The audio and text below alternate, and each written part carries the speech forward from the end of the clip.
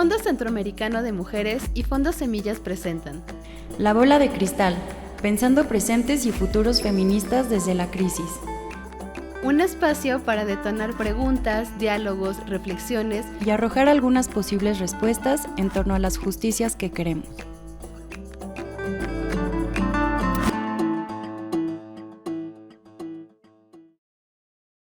Un tema muy importante que tiene que ver con la justicia y que hemos visto a través de los diálogos que hemos tenido es el tema de la impunidad. Cómo la impunidad y las actuales reformas judiciales pues también están permeando y están amparando que esta impunidad siga vigente y que los estados y que también los grandes capitales financieros puedan seguir sometiendo la vida de las mujeres. Entonces, con ese contexto, quisiera invitar a las compañeras a que pudiéramos responder una serie de preguntas que nosotras pues compartimos y compartimos con ellas y las preparamos acerca, pues al principio quisiéramos hablar sobre el contexto, ¿no? En el contexto neoliberal y de despojo en América Latina, especialmente en Guatemala y México, ¿cómo ha repercutido esto en el cuerpo de las mujeres? Entonces, yo le daría la palabra a las compañeras del ECAP para que puedan iniciar su participación. Muchas gracias y bienvenidas.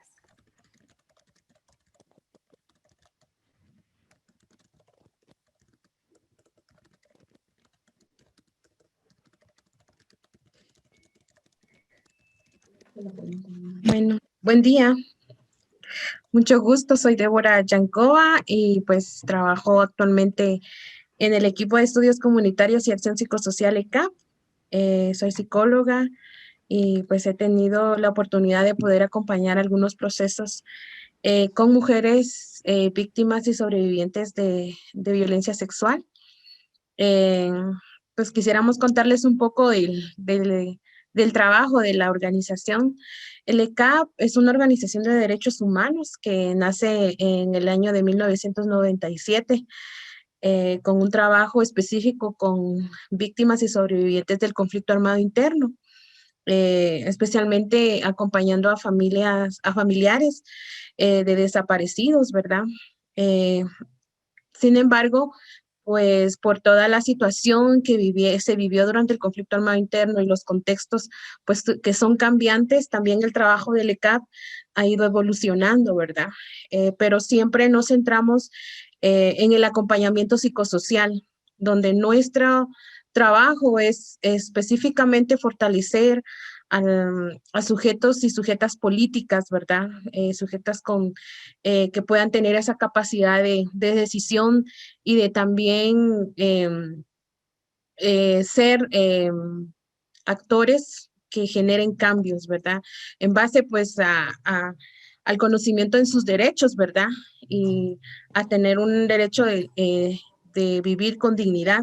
Entonces, nuestro trabajo se enfoca en fortalecer a estos actores políticos, ¿verdad?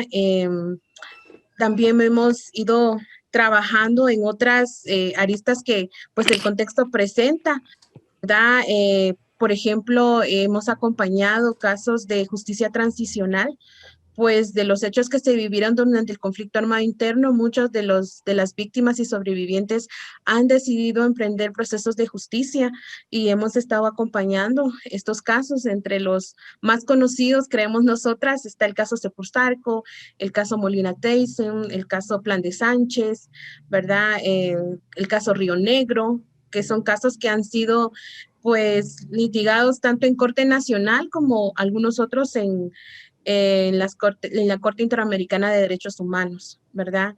Eh, nuestro trabajo también ha ido encaminándose a acompañar a defensores y defensoras del territorio, ¿verdad? Pues también se vive una problemática de políticas extractivas en nuestro país. Entonces ha sido importante poder acompañar estos casos que también hay líderes y lideresas que están siendo criminalizados y que también se les acompaña en estos procesos para que ellos logren esclarecer su situación, ¿verdad? Que no son delincuentes, que no están realizando nada en contra de las leyes, sino están exigiendo el derecho a la tierra, ¿verdad?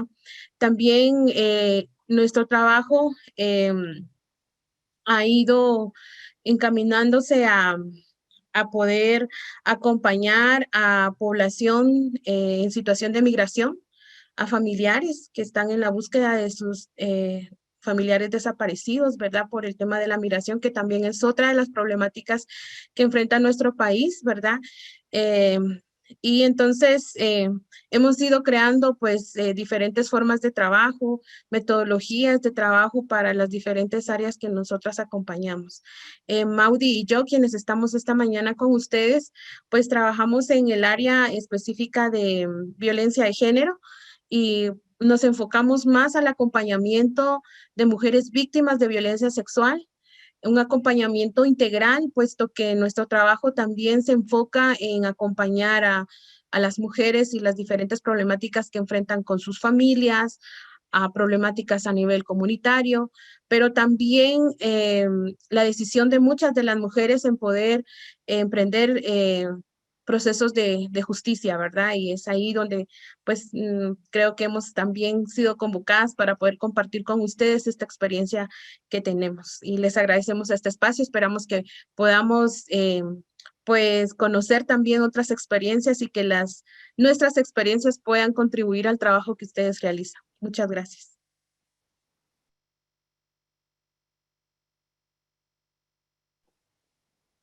Gracias, Débora. Maudí. Sí. Te escuchas como con un eco. ¿Ahora? No, ahí bien. Ok. Bueno, después de esta pequeña introducción bueno, yo soy Maudi, perdón, yo soy Maudi Tsai y también trabajo para el ECAP en el mismo programa que ya Débora mencionaba anteriormente. Y bueno, un poco nuestra experiencia ha sido por ese camino de acompañar a víctimas de violencia sexual en contextos de militarización, precisamente, ¿verdad? Un poco respondiendo a la pregunta, durante el conflicto armado y también en contextos de desalojo, que creo que finalmente el hilo conductor de estos dos contextos ha sido precisamente la militarización, ¿no? Y cómo al final el objetivo, más bien el objetivo final ha sido precisamente la destrucción, ¿no? La intención de denigrar de la dignidad y el cuerpo de las mujeres, ¿no? Ha sido un poco como esa mirada en el cual pues hay una repercusión bastante de largo aliento en el cuerpo de las mujeres y también en la vida de las mismas mujeres, ¿no? Por un lado. Por otro, es que contarles, ¿verdad?, de que finalmente desde nuestra experiencia también es importante contemplar cuál es el significado del cuerpo, cómo se concibe el cuerpo desde la población o mujeres indígenas, que también ha sido un poco el tema que hemos ido tratando de abordar con ellas, ¿verdad? De que pues finalmente hay ahí todavía tabús, ¿verdad? De que pues el cuerpo de las mujeres no se habla, ¿verdad? El cuerpo de las mujeres todavía sigue siendo como ese silencio, ¿no? Y creo yo que empezamos por eso, ¿no? A poder como a reconocernos y a decir que pues somos dueñas de nuestro cuerpo y por tanto pues todo lo que pase en ella también somos las que decidimos, ¿no? Entonces, y fue precisamente como este ejercicio que nosotras estamos haciendo con las mujeres o que hemos hecho con las mujeres que nos permite pues de alguna manera ir mucho más allá. De hecho, hay en el caso Sepulsarco hubo un peritaje, ¿verdad?, de género, en donde claramente nos dice de que el atacar el cuerpo de las mujeres, la dignidad de las mujeres, no solamente se queda ahí, sino que también es destruir todo un tema colectivo, todo un tema generacional, porque es también ahí donde se ha intencionado la parte de la destrucción del cuerpo de las mujeres a través de la violencia sexual, que ha sido un poco como nuestro camino. Entonces, vemos de que precisamente la militarización ha sido una estrategia de Estado para poder violentar el cuerpo de las mujeres, ¿no?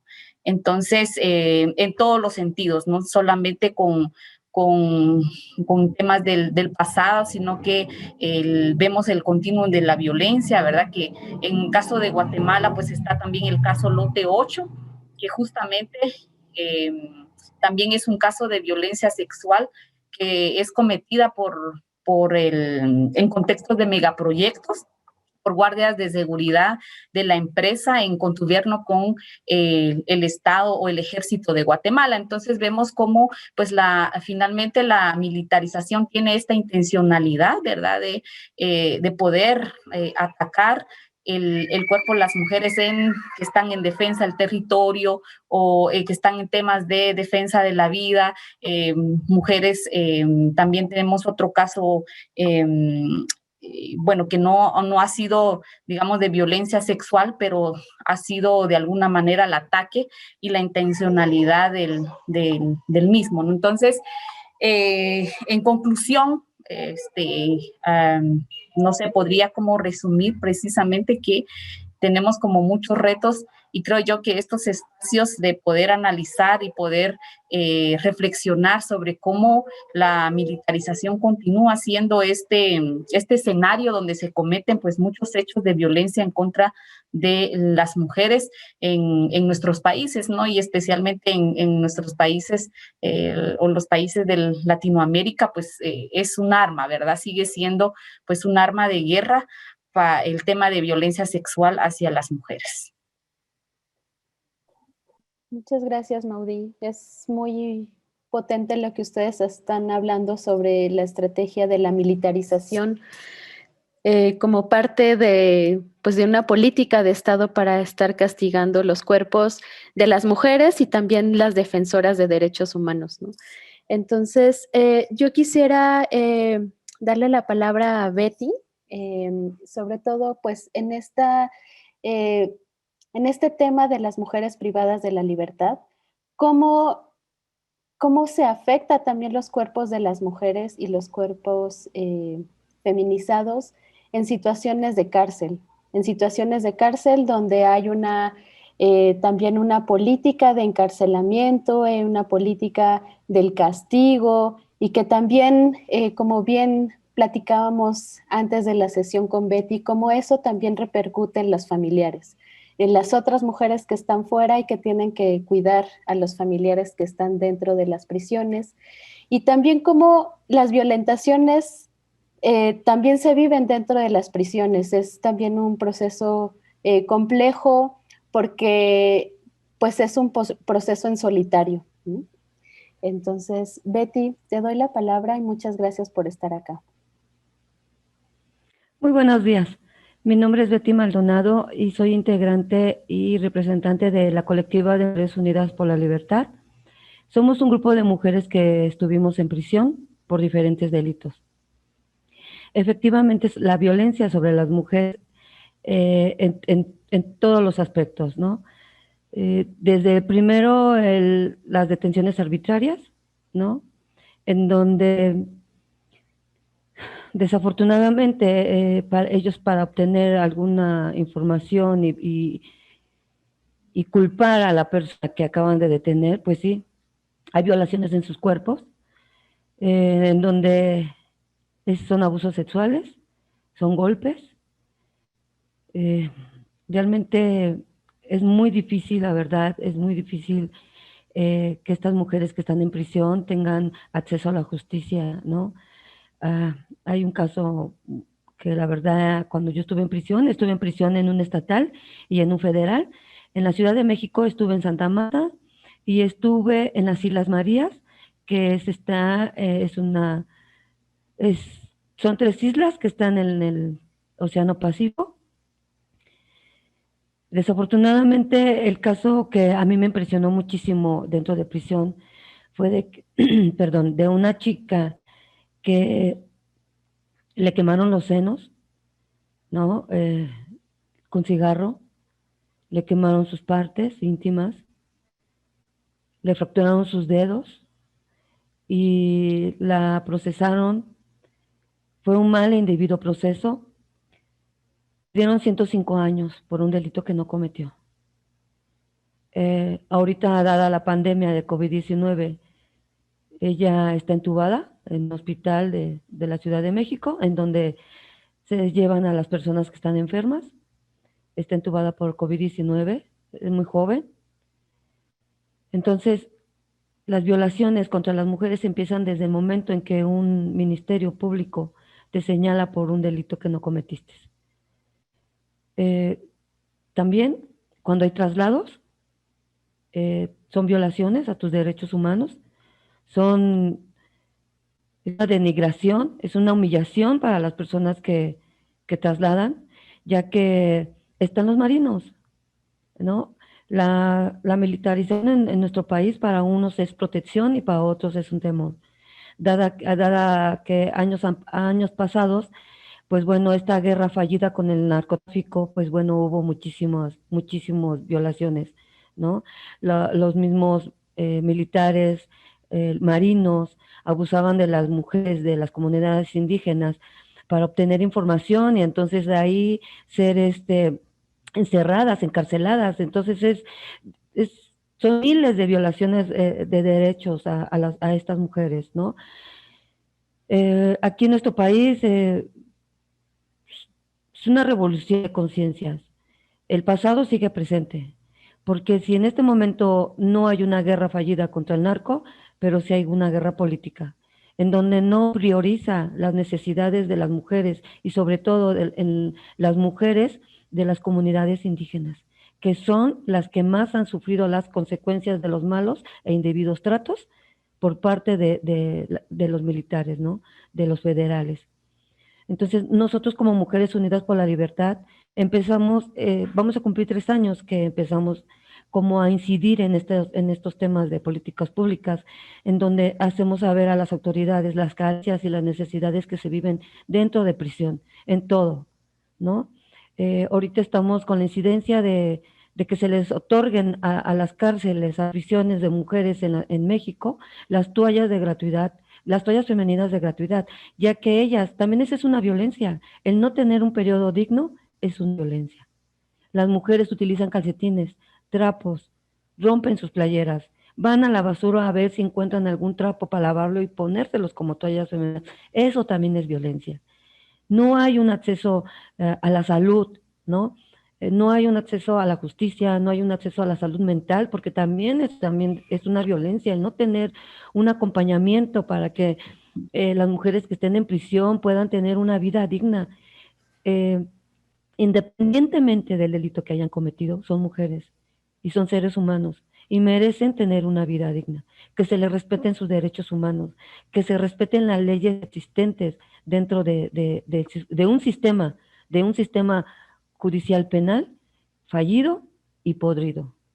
Nosotros como organizaciones, creo que esto es una labor de suma importancia, de suma relevancia, que levantemos la voz ante tantas injusticias, ante tantas violaciones para las mujeres, ¿no?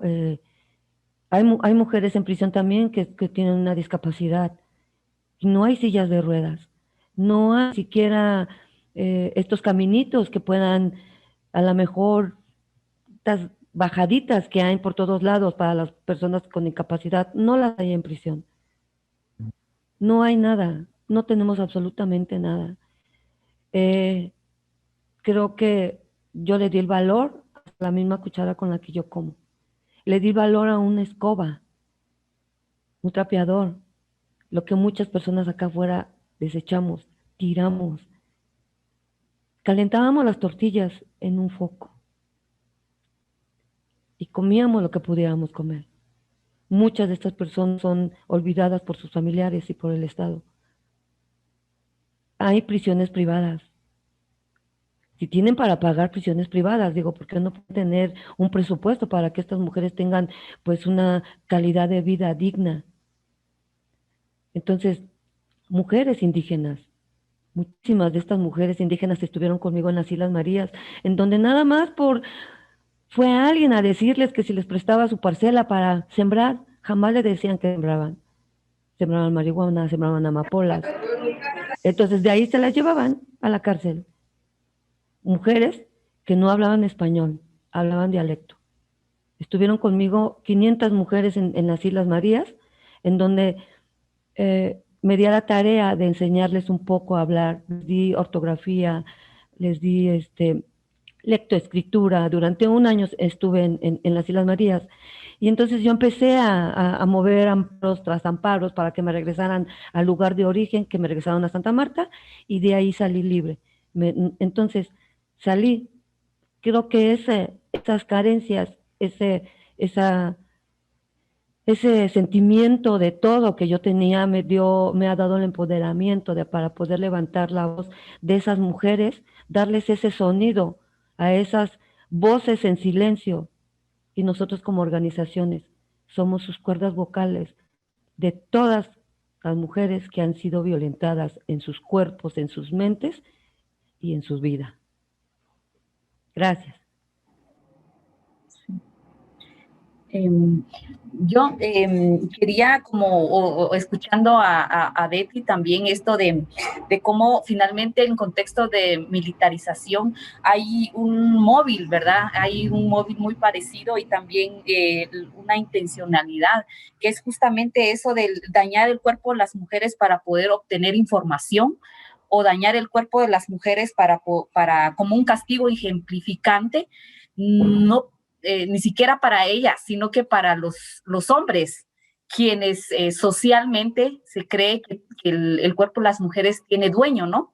Es un poco la lógica justamente también en el caso Sepursarco y en el caso Lote 8, que digamos uno es en contextos del conflicto armado y el otro se da en contextos de una paz. Justamente es eso, ¿verdad? La intencionalidad de que en ambos casos violentaron el cuerpo de las mujeres para castigar a sus esposos, quienes estaban organizados en el tema de la recuperación de la tierra, y de esa manera era atacar también la dignidad de los hombres, porque hay esa creencia social de que pues el cuerpo de las mujeres tiene dueño, y este dueño pues son los esposos, ¿no? Entonces me trae mucho a la mente esto que dice Betty, ¿verdad? De que ha sido utilizada precisamente para obtener información y como un castigo ejemplificante el tema de la violencia en contra de las mujeres, y por supuesto el tema de la violencia sexual es digamos, el castigo mucho más, no sé qué palabra utilizar, pero el más atroz, ¿no?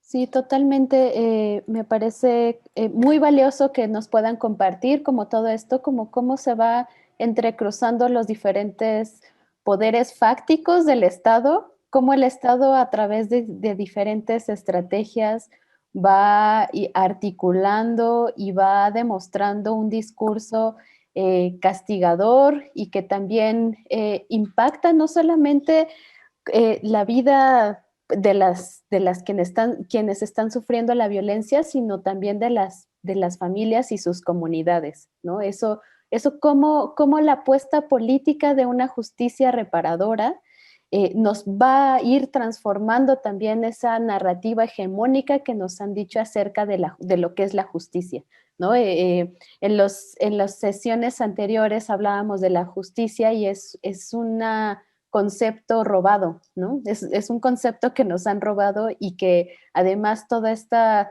crímenes, impunidad, atrocidades, a eso le llaman justicia. Y entonces un poco como empujando hacia el tema de los movimientos de mujeres y movimientos feministas que se han construido a partir también del dolor, ¿cómo lo podemos ir transformando en una potencialidad hacia la vida?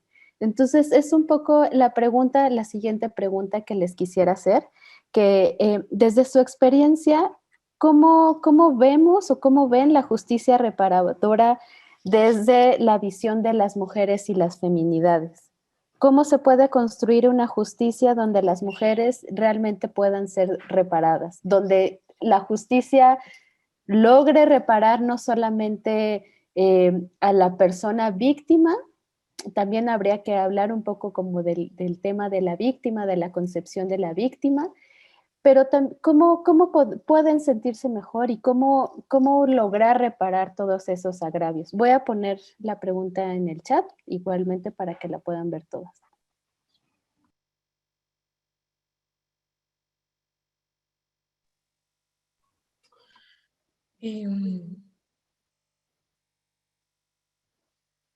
Bueno, creo que desde la experiencia del ECAP, con el trabajo con las mujeres, este proceso de reparación y sanación ha empezado en ellas, ¿verdad? Y ha sido una decisión muy difícil para cada una desde el momento en que rompen el silencio.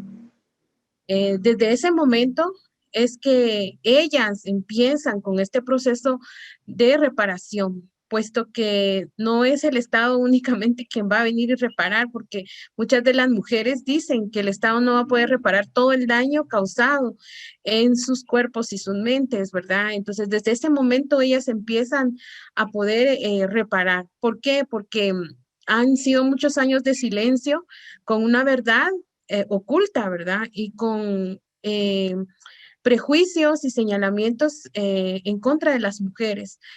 Por ejemplo, en el contexto de las mujeres indígenas, como mujeres pues son estigmatizadas socialmente en sus propias comunidades porque son acusadas de haber sido pues prostitutas o haberse vendido al ejército, ¿verdad? Y que fue bajo su consentimiento que todos esos hechos se dieron y entonces no hay ningún respaldo de parte de la comunidad y que las mujeres puedan buscar justicia, ¿verdad?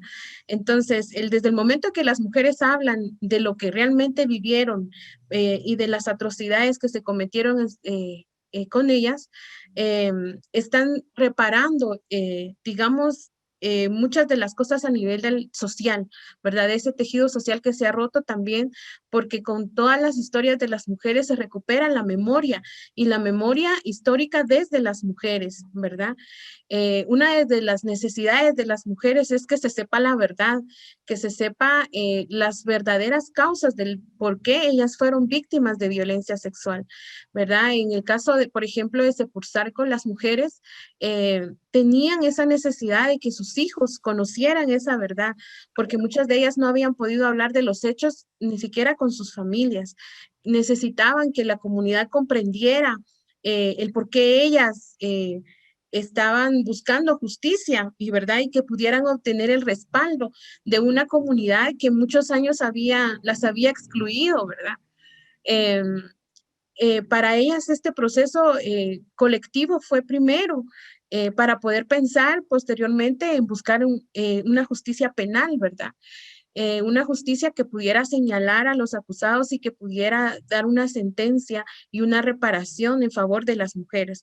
Entonces, todo un proceso de reparación no inicia únicamente con una denuncia al Ministerio Público y un proceso legal, sino el proceso de reparación para las mujeres es mucho tiempo antes, cuando deciden que quieren hablar de lo que vivieron y quieren sanar también lo que han vivido, ¿verdad? Hay mujeres que pues al momento de conocer sus derechos, pues deciden denunciar y puede que actualmente las denuncias ahora sean más numerosas que antes, ¿verdad? Sin embargo, pues el hecho que denuncies tampoco garantiza que la justicia llegue, ¿verdad? Entonces, esto hace que muchas de las mujeres decidan no denunciar. En el sistema de justicia en Guatemala es muy, muy difícil. Hay mucha impunidad, ¿verdad? Y también si pensamos en el caso de las mujeres indígenas, el sistema de justicia de Guatemala no es incluyente, ¿verdad? No está pensando en la población indígena, tampoco piensa en la diversidad que se tiene en Guatemala en relación a las diferentes etnias que vivimos en Guatemala, ¿verdad? Las mujeres se enfrentan a un sistema totalmente desconocido, en donde no son atendidas ni siquiera en sus propios idiomas, ¿verdad? Entonces, para ellas, el buscar justicia implica realmente un proceso con obstáculos diversos, ¿verdad? En lo que también deben de estar preparadas porque reconocen que es un sistema que no está apto para nosotras, las mujeres indígenas. Complementando un poco esta idea de lo que mencionamos, que finalmente el sentido de justicia no la han robado, dice Sanay, ¿verdad? Precisamente porque nos han vendido la idea de que la justicia se refiere únicamente al proceso penal, pero en la experiencia de las mujeres que nosotras acompañamos, no es solamente ese es el sentido de justicia, ¿verdad? Algunas que decidieron emprender su proceso de reparación a través de incluso de un proceso penal, como las mujeres de Sepur, pero también hay otras, ¿verdad?, que decidieron no hacerlo, no tomar ese camino, pero sí buscar otros sentidos, como por ejemplo la organización entre ellas a nivel comunitaria, ¿verdad?, de acompañar otros casos en sus comunidades, siendo ellas referentes a nivel comunitario y cómo ellas pueden aportar y a otras mujeres que también son víctimas de esta lógica del continuum de la violencia. Entonces vemos que no hay un solo sentido de justicia, sino que hay diversidad de sistemas de justicia, pero independientemente cuál decidan tomar o decidamos tomar las mujeres, creemos que lo importante es esto, precisamente lo reparador que estos sentidos de justicia puedan ser para las mujeres, ¿verdad? Débora ya mencionaba sobre el tema de romper el silencio desde ahí, ¿verdad? Porque pues muchas de las mujeres en la actualidad incluso, ¿verdad?, pues no normalizamos la violencia porque eso es lo que socialmente nos tenemos la idea y pensamos que pues como somos mujeres, pues es muy normal, ¿verdad?, que suframos de violencia, ¿no? Entonces, cuando estas ideas empiezan a ponerse en tela de juicio, cuando uno empieza a trabajar con las mujeres de que no es así, ¿verdad?, que ellas tienen también derecho, que ellas tienen un proceso de autonomía para poder decidir sobre sus cuerpos, creo yo que es ahí también donde empieza a darse procesos de sanación o reparación. E incluso metodológicamente nosotras desde el ECAP trabajamos mucho en la parte colectiva, ¿verdad?, de los grupos, porque también los grupos de mujeres como tal empiezan a ser reparadores, ¿no? Reconocerse que no solo fui yo, ¿verdad?, sino que fue otra de mi misma comunidad o fue otra del mismo país o de otro país y entender que la culpa entonces no fue mía, ¿verdad?, sino que fue una estrategia de política de Estado y por lo tanto, pues cómo empezar a trabajar con las mujeres de esa devolución de la vergüenza y la devolución de la culpa donde realmente pertenecen, ¿no? Entonces, eso ha sido también metodológicamente un trabajo bastante acertado, ¿verdad? Los grupos como apoyo, como nosotros le denominamos, porque eso es, ¿verdad? Eso es mismo ya el grupo en sí es terapéutico, le decimos nosotros, ¿verdad? Pero sí empieza a ser reparador y ha sido ha sido muy funcional en términos de que se empiezan también a entretejer redes de confianza y redes de organización entre las propias mujeres, que también eso es un proceso reparador a nivel colectivo, ¿no?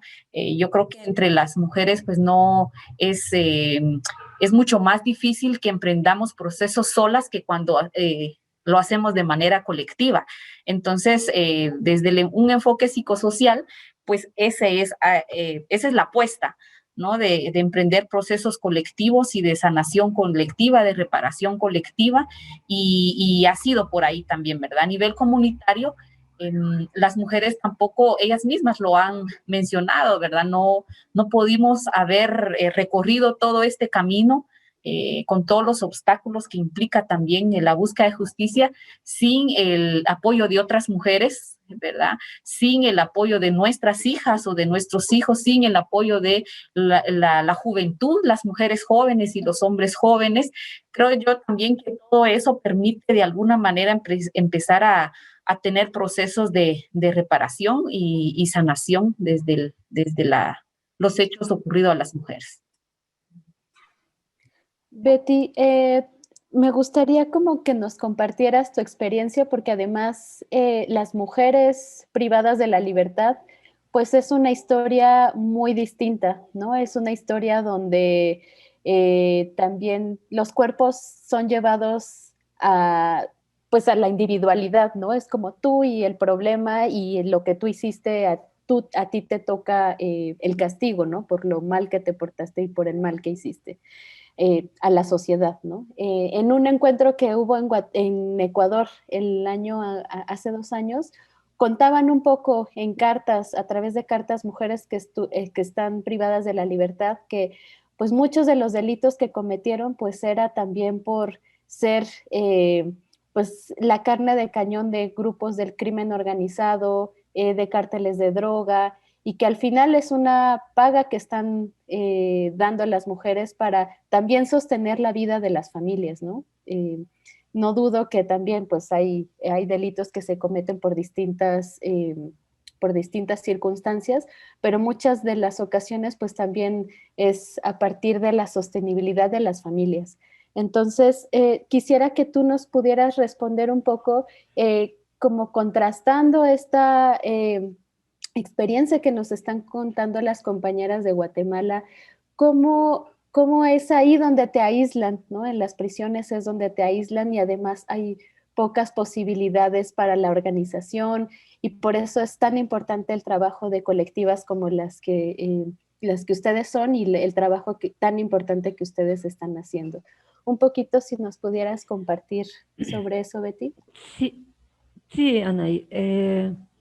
Mira, las mujeres que están dentro de prisión, 60% de estas mujeres, en Santa Marta son 1,300 mujeres, en Tepepa 140 mujeres.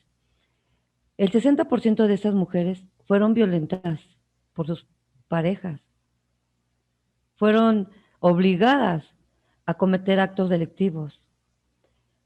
En mi caso, yo estuve por daños contra la salud, en donde no debía de haber estado. Hasta la fecha,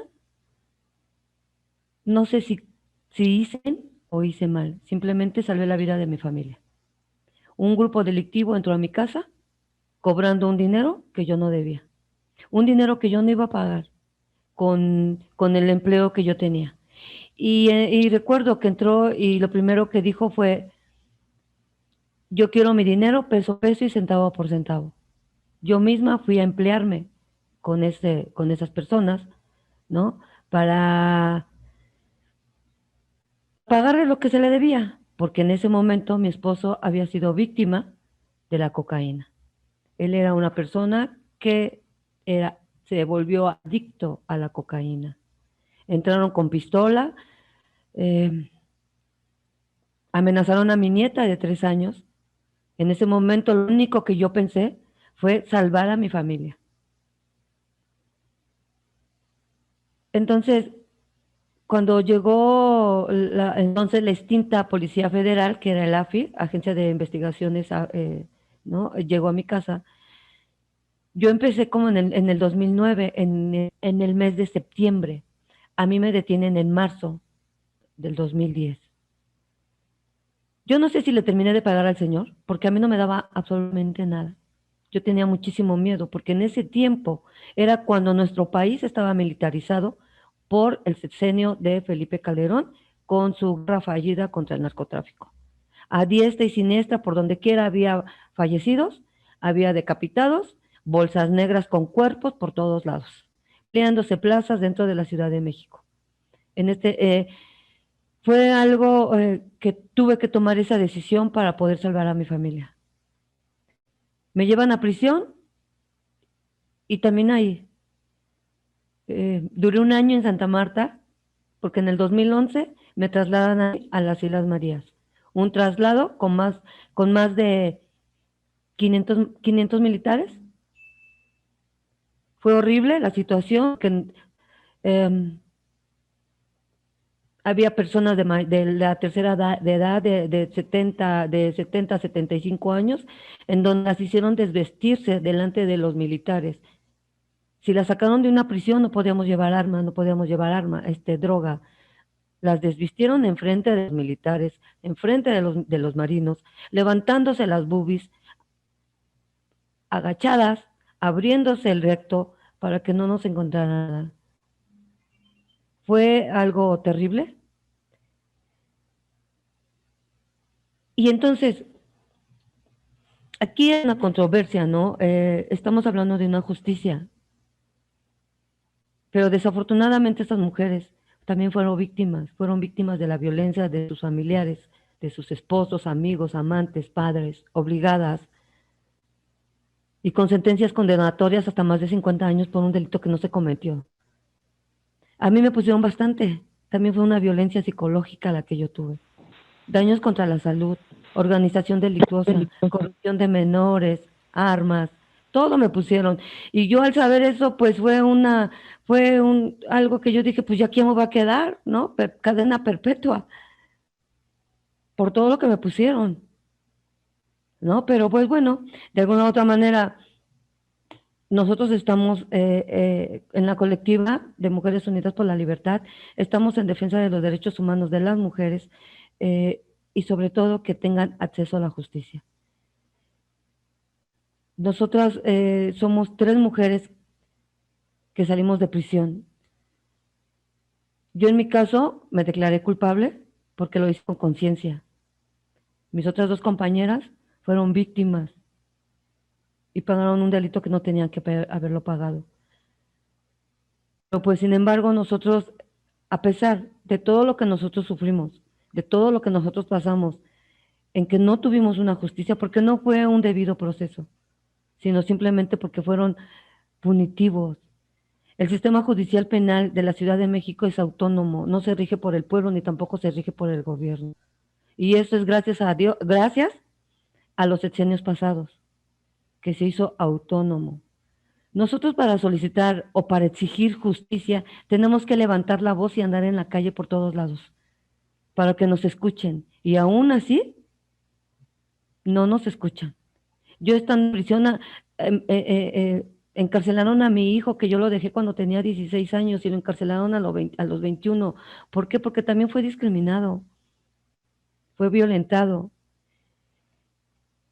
Y fue por un delito que él no cometió. Duré mucho tiempo, 2 años luchando su libertad, y la obtuve el 30 de diciembre del año pasado, en donde yo me plantaba en la calle con una manta exigiendo justicia. Así como las mujeres que han sufrido violencia sexual, que han sufrido violencia en todos los aspectos, nos paramos y se calle a exigirla. También hay personas que también merecen que se les haga justicia. Nosotros, como vivimos un sistema judicial, es diferente a nuestra historia, ¿no? Muchas de estas personas nos dicen que por qué defendemos a los criminales. Yo no soy ninguna criminal. Las circunstancias me obligó a cometer algo que yo no tenía pensado. No era mi meta, ni tampoco era mi sueño ser una Chapita o la esposa del Chapo Guzmán, no. Yo tenía otros proyectos y yo trabajaba. Tenía otros proyectos con mis hijos. Sin en cambio viene un sistema como un monstruo. La violencia es un monstruo. La violencia viene y nos arrebata todo. Absolutamente todo. Y las ganas de vivir. Nos arrebata lo que tenemos como mujeres empoderadas, como mujeres guerreras, como mujeres, nos arrebata muchísimas más. Nos arrebata esas cosas que nosotros tenemos como mujeres, que es la fortaleza que nos da. Muchas de estas mujeres, muchas personas me dicen, ¿por qué regresas a prisión a defender a las criminales? Si son unas criminales, el contexto hace la diferencia. No estudiamos para ser criminales, porque no hay escuela. No hay universidades para que te digan cómo puedes vender cocaína y cómo puedes vender marihuana. Lo vas aprendiendo en el camino, con miedo, con terror, porque eso fue lo que me pasó a mí. La primera vez que yo salí a la calle con unas bolsitas de cocaína, la comúnmente llamada piedra, y venderlas en 75 pesos en las calles, para pagar una deuda que no era mía. Entonces, aquí sobre la justicia restaurativa, bueno, de alguna otra manera, en mi caso, le restauré a la sociedad o a un sistema fallido que me metieron a la cárcel. Y ya no le debo nada a un sistema, ni le debo nada a nadie. Por eso es que estamos en esta colectiva, porque nosotros sí fuimos, lo digo de esta manera, fuimos porque creo que nos hemos empoderado y ya perdimos el miedo, hemos perdido el miedo, porque de salir, cuando sales tú de prisión, te da miedo todo, todo, absolutamente todo. Hasta cruzar una calle, porque ni siquiera sabes si cruzas esa calle, el semáforo te va a ganar y te cruzas y te van a atropellar. Es horrible salir de prisión y tener miedo. Pero entonces recordar lo que tú viviste dentro de prisión, todas esas humillaciones por parte del Estado, todas esa discriminación de las autoridades, entonces te empodera. Entonces tú tienes que salir y decir, aquí estoy, mi nombre es Betty Maldonado, estuve en prisión y ahora estoy en defensa y luchando por los derechos de mis compañeras que están en prisión porque siguen olvidadas. Este grupo siguen olvidadas, al igual que las comunidades indígenas. No podría decirles cómo se podría sanar, ¿no?, una justicia reparadora o sanadora. Porque yo hasta el momento, a mí la justicia no me reparó nada, al contrario me quitó. Y le robó a mi hijo 5 años, 8 meses, porque él estuvo en prisión, siendo que él tenía metas y tenía sueños. Con antecedentes penales en la Ciudad de México y en cualquier país, ya no puedes tener un buen empleo. En cambio, nosotros como mujeres, como madres de familias, como pilares de un hogar, lo único que podemos hacer es sostenernos para poder sostener estas ramas que están a nuestro alrededor, que son nuestros hijos. Luchar por nuestros ideales y nuestras convicciones, que es la justicia. Ok, a mí la justicia no me reparó, me quitó, pero sin en cambio me ha dado fortaleza. He salido, hemos salido y gritar quiénes somos. Ya no queremos callar más. No queremos ser más discriminadas, estigmatizadas y pisoteadas por la justicia. Aquí en México no existe la justicia. La justicia la tenemos que hacer nosotras mismas. Tenemos que levantarnos y decir, porque lo exijo, porque quiero y porque soy mujer.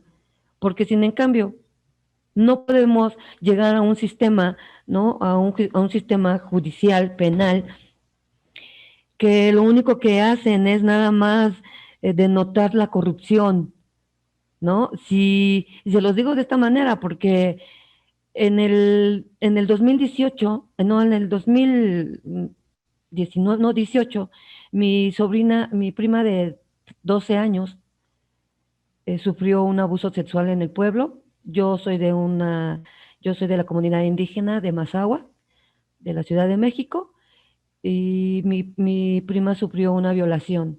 Ella se escapó por la ventana porque quiso ir a una fiesta, no la dejaron ir, ella se fue, pensando que con la persona que iba a ir, que era un familiar de ella, la iba a cuidar.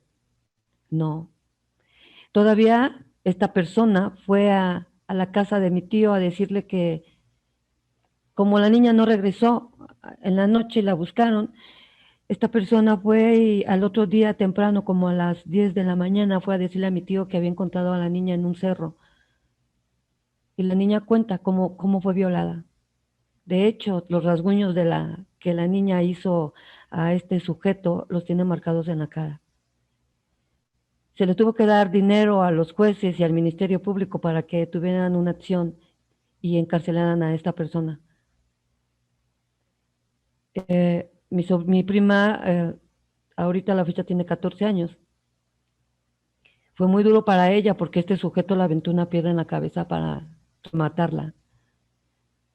Pero ella tuvo la fortaleza de salir adelante.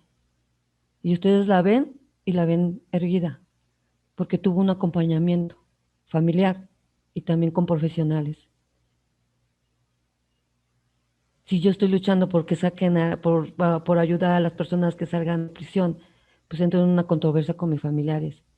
Pero sin en cambio, pues esta persona está pagando por un delito que cometió con alevosía y ventaja.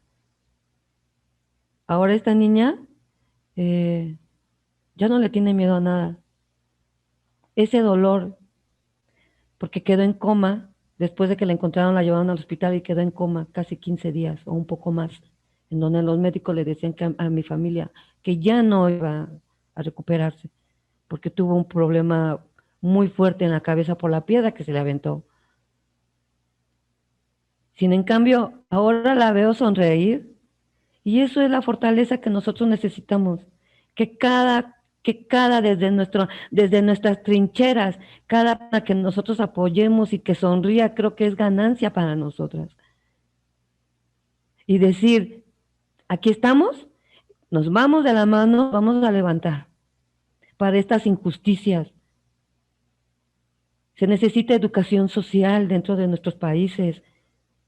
El sistema social penal criminaliza las necesidades, sentencian el hambre y condenan a la ignorancia, porque ellos creen que porque nosotros no somos politólogos o políticos, no tenemos esta información de cómo son nuestras leyes en México o en todos los países de Latinoamérica. Porque ahorita a lo que dice Débora y lo que dice Maudi, nosotros tenemos una red que estamos en una de países, 11 países, que es de la red de Latinoamérica, y en donde también cuentan todas esas cosas, ¿no? Entonces, aquí lo que, más que justicia reparadora o sanadora, es una justicia de verdad. Porque esa niña, a pesar de que fue violada y que sonríe y que sigue adelante, no sabemos el día de mañana cuando quiera ser mamá o que se quiera casar, le van a regresar lo que vivió. El muchacho está en la cárcel, ok, y luego el cuerpo quedó dañado, la mente quedó dañada. A lo mejor en este momento la niña está creciendo normal, pero no sabemos cómo va a ser después, qué va a pasar. ¿Va a ser una buena madre? ¿Va a ser una buena esposa? ¿O va a querer matar a su esposo cada vez que tenga alguna intimidad? O no sabemos. Debe de haber un acompañamiento que el Estado tiene la obligación de proporcionar herramientas a todas estas organizaciones que estamos en defensa de los derechos de las mujeres y sobre todo en la violencia. Porque no nada más la violencia es en el cuerpo, es violencia en todo.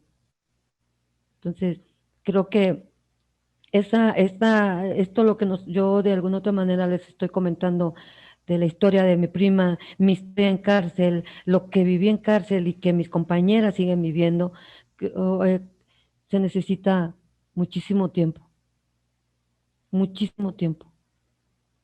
Se necesita cambiar este sistema. Urgen leyes que de verdad protejan a las mujeres, que no seamos excluidas, porque nosotros nos toman como mujeres que somos débiles y no lo somos. Creo que las que hemos vivido situaciones fuertes, dejamos de ser mujeres débiles. Muchas gracias.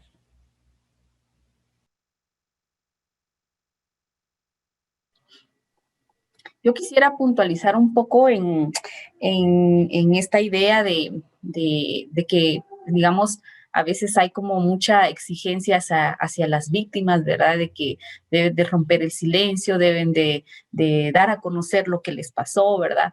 Pero también en esta idea de cómo podemos construir una justicia donde las mujeres sean reparadoras, creo que la sociedad como tal también tiene una deuda bastante fuerte con las víctimas, ¿no? Bueno, recordamos mucho el caso Sepur porque pues sí ha sido un caso bastante ejemplificante, no solo por, digamos, el proceso y la lucha de las mujeres mismas, sino que también por el resultado de la sentencia.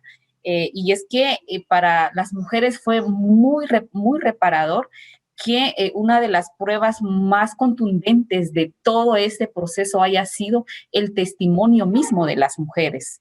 En un inicio pues había como mucha preocupación porque el sistema de justicia está justamente diseñada para que se consideren víctimas a a las mujeres quienes presenten pues golpes, quienes están no sé, como que son víctimas pasivas, ¿verdad? O sea, el sistema de justicia necesita ver a la víctima destruida para considerarla víctima, ¿no?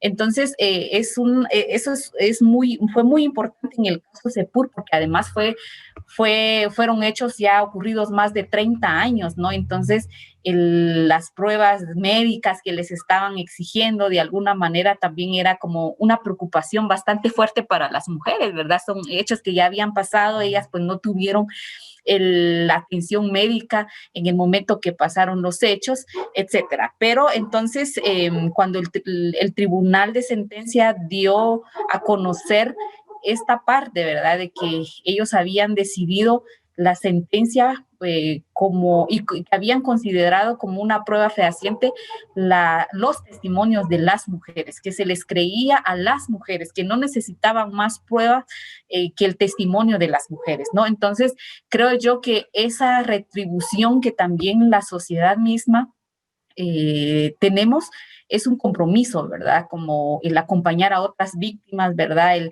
El creerle lo que nos está diciendo.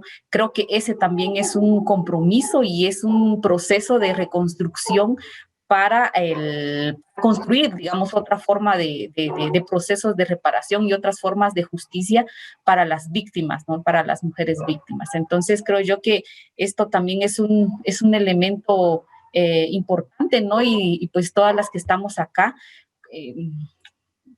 trabajamos con mujeres o tenemos acercamientos con mujeres y creo yo que es en estos espacios donde empezamos a construir esto, ¿verdad? A tener acuerdos entre nosotras, a construir alianzas entre nosotras, ¿verdad? Creernos entre nosotras. Creo yo que también eso ha sido muy importante para las mujeres que han sufrido violaciones a sus derechos humanos. Sí, totalmente. Y algo muy interesante, bueno, más que interesante, como lo potente y transformador de esto es lo que hablas de otras formas de justicia, ¿no? A partir de las alianzas, pues también lo que menciona Betty también de cómo ir reconstruyendo pues estas redes familiares y pues como también como las redes... ¿Cómo desde el feminismo y movimiento de mujeres también podemos ir desarticulando esa idea falsa de justicia, ¿no? Entonces, impulsar reformas del sistema judicial y penal, cómo podemos estar también en esas conversaciones donde se están hablando sobre leyes de amnistía, ¿no? Porque no solamente es a partir como de delitos, sino también en cuestiones de derecho a decidir, como el aborto, ¿no? También pues las mujeres están siendo castigadas por el derecho a decidir.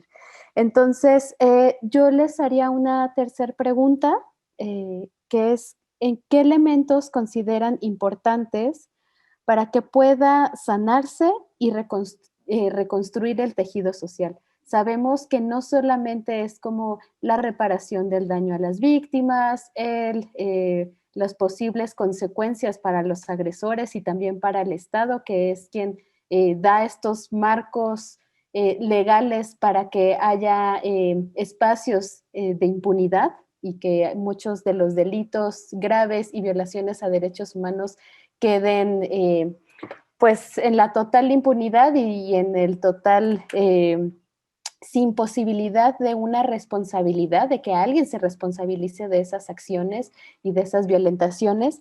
Y una parte importante es el tejido social, ¿no? Aquí en México, durante la guerra contra el narcotráfico, pues hubo una descomposición, no es que se haya descompuesto de pronto socialmente como todo lo que se había construido, sino que la guerra contra el narco vino a través de la militarización, a infundir el miedo, a poder ir como deconstruyendo estas relaciones sociales pues que de por sí ya estaban lastimadas por términos de desigualdad, de pobreza, de falta de oportunidades, de pocas posibilidades de educación, de no poder garantizar los derechos básicos, universales.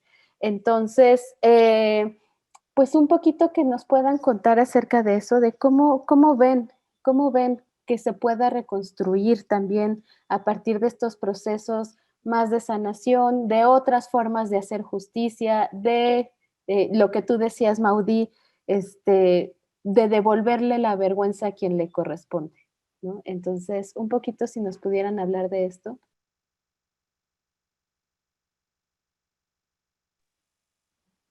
Em,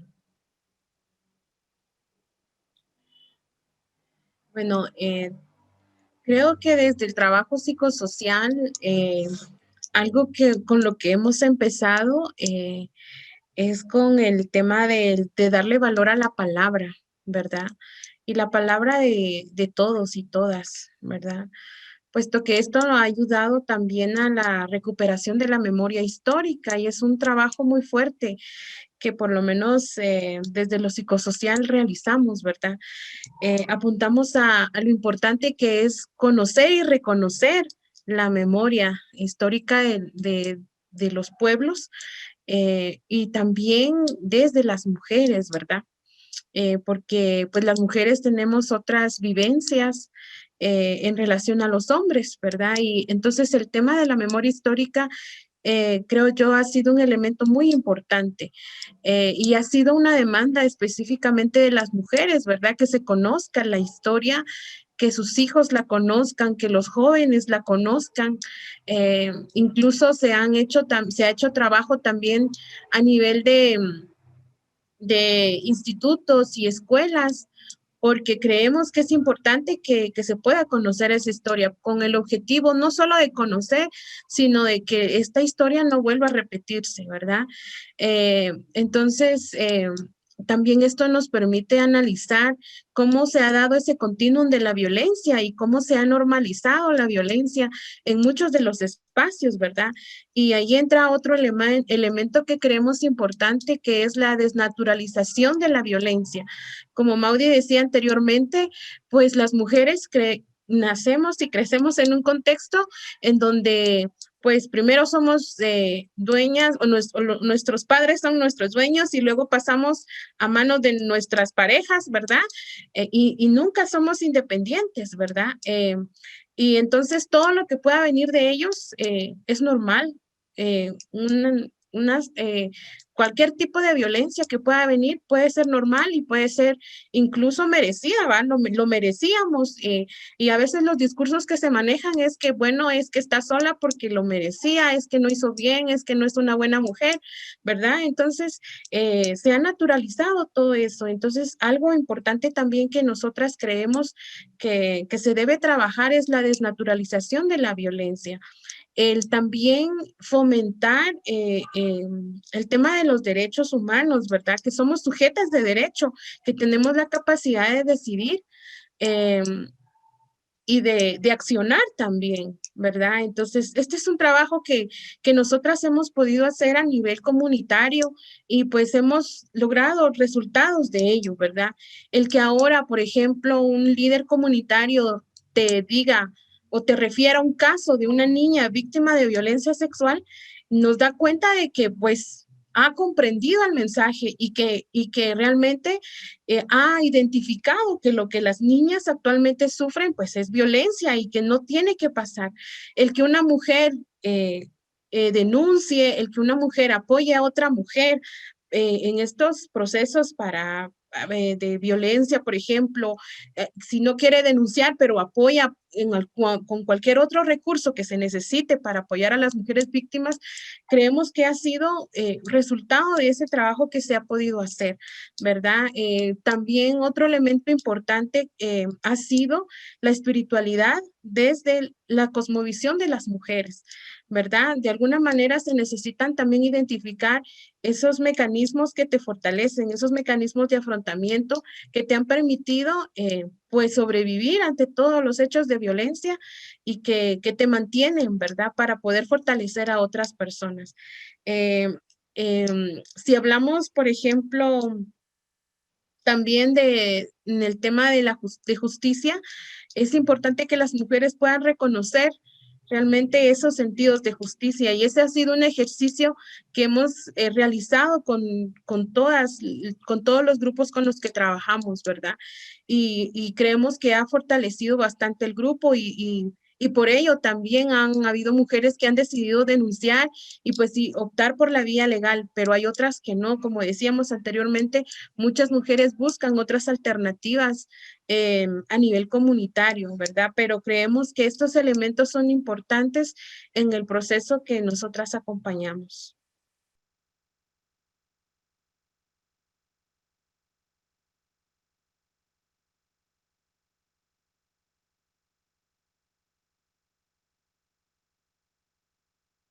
Maudie, ¿quieres aportar algo en este sentido?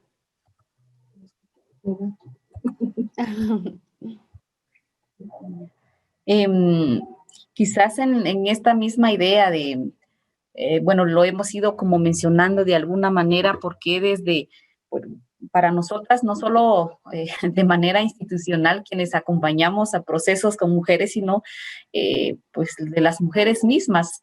En un inicio, pues como les comentamos, todo el trabajo era con las mujeres, incluso pues ellas salían a escondidas de sus comunidades para que nadie se enterara que ellas estaban emprendiendo o por lo menos participando en procesos de derechos humanos, ¿no? Entonces, cómo eso de alguna manera también fue cambiando posteriormente cuando ya ellas comprendieron de que, primero eso, ¿verdad? Que tienen derechos, ¿no? Y uno de los derechos es a participar en otros espacios, porque hasta eso está prohibido, ¿no? Posteriormente se fue evolucionando un poquito el trabajo y las mujeres empezamos a comprender que finalmente la violencia en contra de nuestros cuerpos, en contra de nuestra dignidad, de nuestras vidas, no es un hecho privado y tampoco individual, sino que es todo un tema social, político e histórico. Entonces empezamos como a visualizar otras formas de reconstruir y otras formas de justicia, otras formas de sanación, otras formas de reparación. En este sentido, la experiencia de CAP es totalmente parte de ahí, es decir, de empezar a reconstruir o hacer acción psicosocial a partir de la reconstrucción del tejido comunitario, del tejido social. Entonces, nosotras emprendemos, digamos, procesos no solo con las víctimas, como les mencionaba, directas, en este caso con mujeres, sino también con otras entidades de las comunidades, como son lo de las autoridades o los líderes comunitarios que tienen un gran papel en la comunidad en temas de violencia contra la mujer y que de algún modo pues tampoco lo han querido asumir porque también es por el mismo sistema patriarcal en que vivimos, ¿no? Que esos espacios está configurado para hombres, ¿no? Y que para las mujeres no, ellas no pueden estar en este espacio.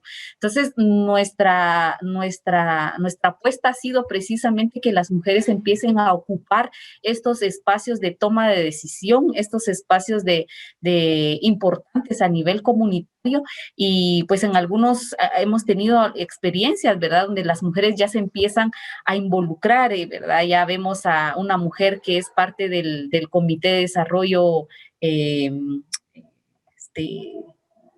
comunitario, por ejemplo, ¿verdad? Vemos a mujeres involucradas en comités de agua, comités de escuelas, comités, pero creo yo que sigue siendo un reto, ¿verdad? Porque finalmente, pues las mujeres empiezan a estar en estos espacios, pero que que ha sido muy difícil, realmente ha sido muy difícil, porque pues hay que reconocer también que si bien vemos como estos contextos de militarización, ¿verdad? De que a veces es mucho más fácil identificar que sufro violencia de parte de alguien más que no pertenece al círculo familiar, ¿no? Entonces, cuando hacemos estas reflexiones con las mujeres que antes de lo que les pasó, ellas ya tenían experiencias de violencias, ¿no? Porque las casaron de manera obligada también, ¿verdad? De niñas, por ejemplo, luego de lo que les pasó, también todo el ejercicio de que ellas puedan visualizar que posiblemente hay un continuum de violencia ahora, no por sus esposos o no por en un contexto de militarización, sino que ahora por sus hijos, por ejemplo. Entonces creo yo que todavía tenemos como ese reto de poder trabajar el tema el tema de cómo las mujeres desnaturalizamos todas estas formas de opresión, ¿verdad?, que tenemos, y incluso entre nosotras mismas, ¿no? Yo sé que no es el mismo nivel, pero también, no sé, hemos topado con los mismos grupos de mujeres donde, pues, entre nosotras mismas también nos violentamos, ¿no? Entonces, ese es un ejercicio que también nos toca, o cómo incluso las organizaciones que acompañamos también violentamos a las víctimas, ¿no? Porque, pues, no tenemos, de alguna manera, nos ven con otro poder, ¿verdad? Con otra mirada. Entonces, creo yo que el ejercicio de poder ver y desnaturalizar la violencia es constante, es un ejercicio constante y un compromiso. Entonces, nosotras, pues eso, ¿verdad? Desde la experiencia de CAP ha sido eso, de trabajar no solo con las víctimas, sino que con las otras, los otros, con los jóvenes, ¿verdad? Con los hijos mismos, con los esposos también, ¿verdad? Porque, y lo trabajamos desde otro sentido de las masculinidades, ¿verdad? Que tampoco son hegemónicas, ¿verdad? Es trabajar toda esta idea de la hegemonidad. Entonces, por ahí hemos ido, y creo yo que han sido las mismas mujeres las que nos han guiado, ¿verdad? Las que nos dicen, miren, hay que trabajar con esta población, pues porque nosotras llegamos a la comunidad y luego nos vamos, y son ellas las que continúan enfrentando con estos contextos, que por supuesto no es distinta a lo que nosotras también vivimos, pero sí de alguna manera sí tenemos mecanismos o contextos distintos, ¿no? Entonces, sí le apostamos a eso, ¿verdad? Trabajar de manera mucho más colectiva, ¿verdad? Y no solo quedarnos con las víctimas como tal. Importante trabajo el que hace el ECAP. También pues ya tienen muchos años trabajando en esto, en las comunidades, en reparar, ¿no? En ir reparando poco a poco el tejido social, y pues muy potente y poderoso lo que dices, Maudí, también de cómo se rompe la opresión y devolver y retomar la autonomía de los cuerpos de las mujeres.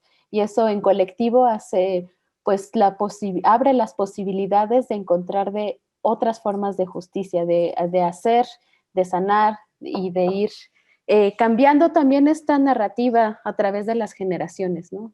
Cómo las generaciones también van entendiendo lo que les pasó a las ancestras, y con eso, pues también hay herramientas para afrontar las violencias, pues que seguimos viviendo a partir de este modelo extractivo, del despojo del territorio, de las migraciones forzadas, del encarcelamiento, ¿no? Porque también, pues es un proyecto civilizatorio que tiene estas grandes ligas, pero además, pues los defensores del territorio y el despojo, pues también involucran encarcelamientos, ¿no? Lo que hablaban de encarcelamientos ejemplares, para sacar la información a los familiares, a las mujeres, pero también pues para los propios defensores que se enfrentan a este sistema de justicia por un activismo del defensa del territorio, pero también de la soberanía de las comunidades. Entonces, entiendo también, quería compartir uno de los comentarios que estaban en el chat. donde dice que me parece excelente, Débora, que hay que desnaturalizar la violencia ante las desigualdades de género y de clase. Debemos seguir avanzando de manera colectiva para restaurar estos cuerpos violentados. Mientras hay una justicia real para estas no humanas que hemos sido a lo largo de la historia, nos queda juntarnos entre nosotras y sanar juntas y ver que estos mundos son posibles y de construir de nuestras vidas este sistema heteropatriarcal, machista y capitalista. Entonces, pues reflexiones también muy poderosas. Hay algunas otras preguntas también para Mujeres Unidas por la Libertad. Betty, sé que y sabemos que parte del trabajo que ustedes hacen es también con familiares y con las mujeres que están encarceladas o privadas de la libertad. Sabemos que también esto es parte de poder ir reconstruyendo un poco el tejido social, de cómo ir trabajando estas violencias con las familias. Entonces, ¿nos puedes contar un poco cómo lo ven ustedes? ¿Cuáles son las estrategias que ustedes han hecho para ir intuitivamente regenerando este tejido social, pero también, como decían las compañeras, pues no normalizando la violencia, ¿no? Poniéndole un alto y un freno. Entonces, te preguntaría eso, Betty, y también hay una pregunta para ustedes de cuáles son algunas de sus visiones sobre otras formas de justicia. ¿Cómo la piensan o imaginan? Si no fuera a partir de aparte de este sistema penal que tenemos, que protege a unos cuantos, ¿ustedes cómo se imaginan otras formas de justicia? Bueno, mira, nosotros estuvimos apoyando mucho lo que fue la ley de amnistía, precisamente por la misma situación, ¿no? Que las mujeres sufren la violencia. Estábamos hablando, por ejemplo, se comentó de las mujeres que abortan y que son encarceladas, ¿no? También son otros, la ley de amnistía solamente fue un catálogo, ¿no? Que aprobaron un catálogo, nada más. Mujeres que fueron, que tuvieron un aborto, la sedición, daños contra la salud y homicidio de parentesco, ¿no? Que va unado a lo del aborto. Bueno, nosotros vemos la justicia y cómo podemos llegar nosotros a que se les haga justicia a estas mujeres que están en prisión. Pues bueno, es como lo acaba de decir Débora y Maudie, ¿no? Que en primera instancia se les debe de creer a las mujeres lo que están diciendo. Porque si no se les cree, pues entonces van a ser encarceladas, como han pasado, ¿no? Ahorita, debido a la pandemia, ha tenido un poco más de encarcelamiento de mujeres, precisamente por la violencia familiar. Si una mujer sigue dentro de un hogar en donde un hombre la está maltratando, la está golpeando y está abusando de ella sexualmente, la mujer lo único que hace es defenderse, porque está en todo su derecho y ha sido encarcelada. Tenemos 3 mujeres que han sido encarceladas porque se defendieron de sus esposos, de sus parejas, dentro de sus hogares.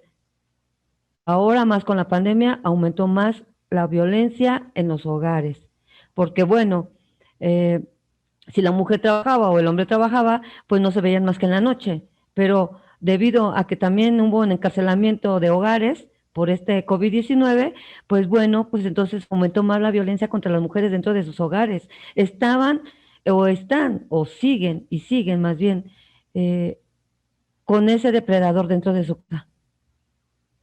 Y a nosotros nos han llamado y nos han dicho, Betty, es que yo qué hago, me quiero salir porque mi esposo me pega, bla, bla, bla. Y mira, fuimos a levantar una denuncia, yo la acompañé. En cuanto le dijeron el proceso que iba a tener esta chica, se desistió de la denuncia. ¿cómo podemos nosotros entonces ayudar a estas mujeres que están sufriendo violencia dentro de sus hogares si ellas en cuanto les empiezan a decir lo que tienen que hacer, se desisten? Fueron dos. La otra estaba buscando un hogar para irse con sus hijos, porque igual los niños seguían, también la violencia con los niños, seguían violentando a los niños. ¿Por qué? Porque no había trabajo, porque el hombre no llevaba dinero, porque, o sea, un sinfín, ¿no? Y nosotros lo que decimos es que, bueno, si vamos a denunciar, pues que nos pongan atención a lo que nosotros estamos diciendo. Aún, como dices, Anaid, hay un catálogo de que, digamos, psicosociales, ¿no? Más bien sociales, en económicos. A ti te hago caso porque tú tienes para pagar y si no vas a hacer otra cosa. Es lo que te digo, ¿no? Lo que les comento. Criminalizan las necesidades, sentencian el hambre y condenan a la ignorancia. Es un sistema fallido. Y por más que nosotros vamos como Mujeres Unidas por la Libertad a hacer acompañamientos con estas mujeres que vayan a denunciar, lo hacen, pero en cuanto se les dicen los alineamientos que tienen que llevar, se desisten. Entonces, nosotros lo que hemos hecho, bueno, las escuchamos, las oímos, igual y también tenemos una psicóloga que las pueda apoyar, las pueda acompañar, para que entonces ellas decidan lo que quieren de su vida, ¿no? Todo por la razón y nada por la fuerza. Porque así como ellas, estas 3 chicas que nosotros quisimos apoyar, pues bueno, pues hay un sinfín de mujeres. Entonces, por eso nosotros les ponemos atención, ¿sí? Pero ahorita con esto de que las mujeres están en prisión, pues bueno, nosotros lo que estamos haciendo es que revisen expedientes, que no sea la ley de amnistía, no sea un catálogo de delitos nada más, que revisen expedientes a las mujeres que tienen sentencias de más de 50 años que no cometieron un delito. ¿Cómo lo hacemos? Pues bueno, nosotros levantamos la voz con incidencias, con escritos, con alguna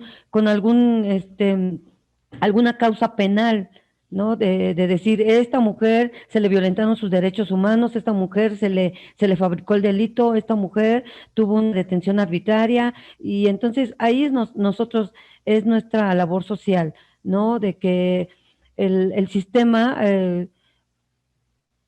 incluya la transparencia de estos casos, ¿no? Y, por ejemplo, también se dio a conocer en la Ciudad de México que el sistema tiene la obligación de dar a conocer las sentencias de todas las personas que han sido procesadas, y hasta la fecha no lo han hecho. Si nada más es poner las estadísticas de cuántas personas entraron a prisión y cuántas personas fueron sentenciadas, no lo han hecho. La ley de amnistía se aprobó en abril del año pasado y tampoco lo ha liberado a nadie, a ninguna mujer ni a ningún hombre por esta ley. Entonces, ¿qué es lo que quiere el Estado? ¿Qué es lo que quiere? ¿Cómo nosotros como organizaciones de verdad podemos hacer que ellos visualicen todas estas prioridades que son las peticiones, las quejas, exigencias de todas las personas que han sido víctimas de alguna situación, ¿no? En nuestro caso, pues bueno, nosotros es muy diferente, ¿no? Porque pues nosotros decimos, pues él es inocente hasta que se demuestre lo contrario, porque precisamente esa es nuestra lucha social. Nosotros hacemos labor de campo, investigar por qué están por delitos y si tienen la oportunidad de salir con esta ley de amnistía y ver, ¿no? Creo que hemos tenido un poco de avance en nuestro país, porque al menos cuando se hacen las manifestaciones de feministas, no hemos tenido ninguna represión. En años pasados, porque yo estuve en años pasados haciendo manifestaciones cuando era pues una joven, ¿no? Digamos, hacía manifestaciones. Nos tiraban agua, nos tiraban gas, llegaban las pipas con las mangueras y nos daban. Ahora no. Ahora creo que hemos tenido un avance en eso, nos han escuchado nuestras peticiones y aún así que hagamos desmanes, de todos modos, nadie ha sido encarcelada por esa situación. nos han escuchado, en el Estado están viendo cómo poder solucionar las peticiones, ¿no?, que nosotros hacemos como feministas. Otras luchan por la violencia en sus hogares, otras luchan por que están a favor del aborto, otras luchan porque están a favor de la vida. O sea, todas estas peticiones, todas estas exigencias, tenemos que armar, ¿no?, un plan táctico para poder llegar especialmente a estas instituciones, autoridades, para que seamos escuchadas.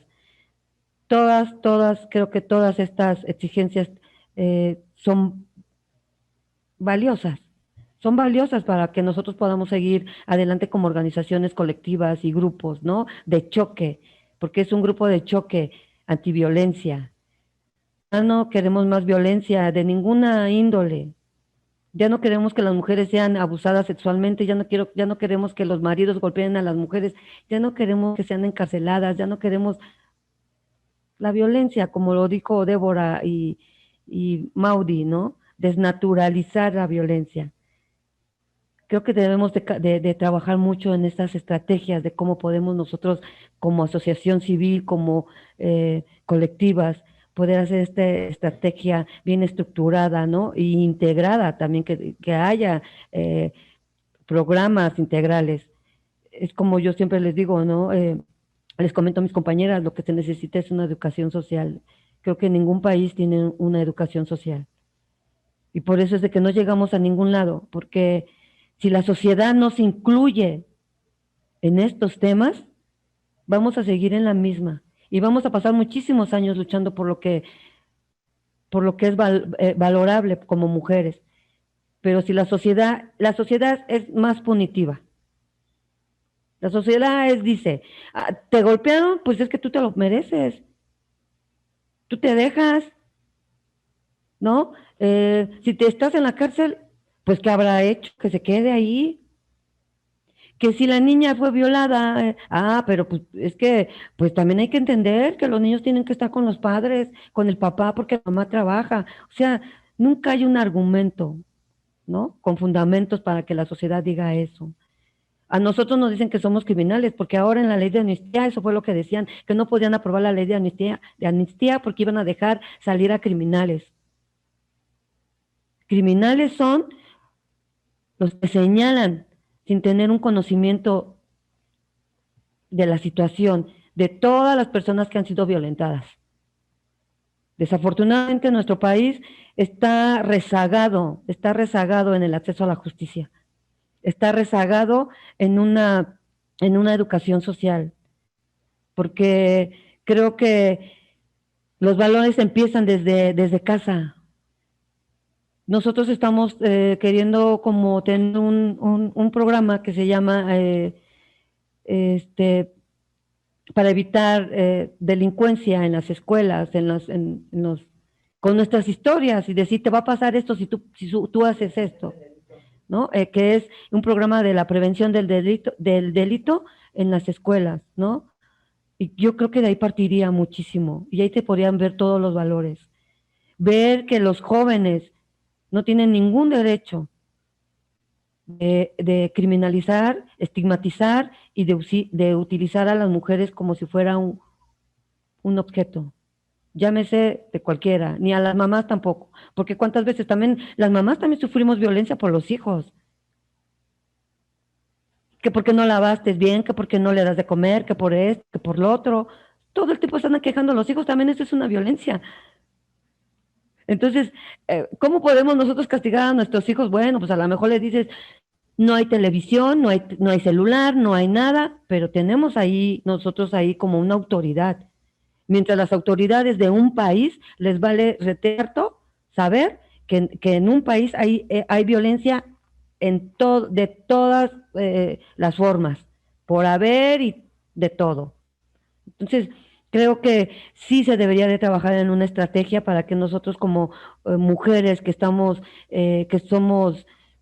en estas colectivas o en estos grupos o organizaciones civiles, plantear y hacerles saber que realmente nuestros países están atrasados.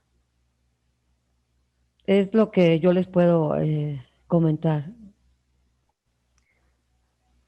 Betty, muy potente todo lo que dices.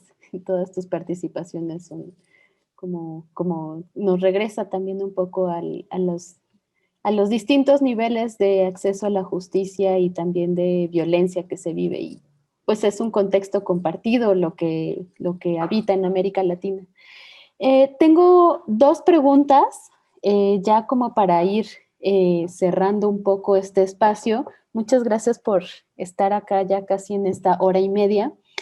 Y hay una pregunta que dice, ¿qué efectos han visto en las mujeres cuando su entorno, la comunidad, escucha y valida su palabra, cuando les cree y se exige la justicia desde lo colectivo? Ahorita pongo la pregunta en el chat, entonces es, ¿qué efectos han visto en mujeres cuando su entorno, la comunidad está escuchando, valida su palabra, cuando se le cree y exige la justicia desde lo colectivo? Y como para terminar también uniría esta otra que pues nos gustaría mucho también como en este diálogo e intercambio que están haciendo, ¿qué podrían decirle de una organización a la otra que tiene experiencias bien distintas y procesos bien distintos con un contexto compartido?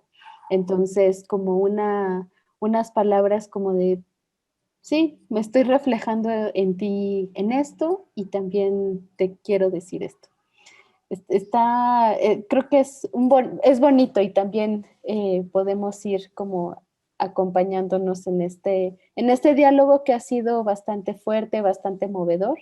Entonces, les pongo las preguntas en el chat y les dejo la palabra.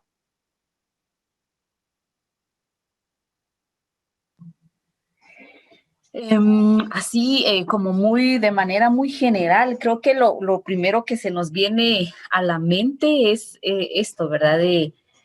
Primero creemos de que por la misma historia, ¿verdad? De la invisibilidad que han tenido las mujeres en la sociedad, creo yo que cuando digamos, les dan la palabra, les creen, eh, las escuchan también, ¿verdad? Creo que hay un reconocimiento, digamos, hay un reconocimiento de las mujeres como sujetas sociales y políticas. Es decir, que ellas también se consideran parte de lo colectivo, digamos, porque hasta en algún momento, digamos, ese es también la intencionalidad, ¿no? De hacerla ver que no tiene ni siquiera eso, ¿verdad? Ni siquiera que es sujeta de derechos, y por lo tanto creo yo que ese es un efecto, ¿no? De ella sentirse parte de lo colectivo y parte fundamental también de lo que implica ser mujer, ¿no? Lo otro puede ser también mujeres mucho más seguras, ¿no? Que ayuda a su proceso de empoderamiento. Vemos a mujeres mucho más propositivas, más activas, con toma de decisión mucho más seguras, participan con más seguridad. Entonces, esto es como muy a grandes rasgos en nuestra experiencia de cómo los efectos que tiene cuando se le escucha a las mujeres, ¿no? Cuando se les considera como parte de un colectivo importante. No sé, Débora.